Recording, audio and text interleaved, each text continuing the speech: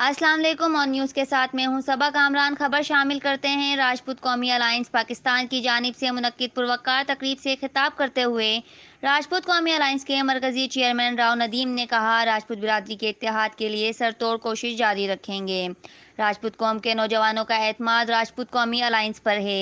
हम अमन, मोहब्बत, भाईचारे का पैगाम लेकर आए हैं। अपनी सफ बंदी करें और अपनी सफ़ों में इत्तेहाद पैदा करें। मफाद परस्त लोगों ने कौम के नौजवानों को मायूसी के सिवा कुछ नहीं दिया। ऐसे लोगों को बिरादरी में बेनकाब करने की ज़रूरत है। रिपोर्ट कर रहे हैं मोहम्मद अरशद कादरी, ऑन न्यूज़ कराची। राजपूत बिरादरी का एक मरकज़ी इत्तेहाद राजपूत यूनाइटेड फोरम, इस इत्तेहाद की एक मरकज़ी तंजीम है।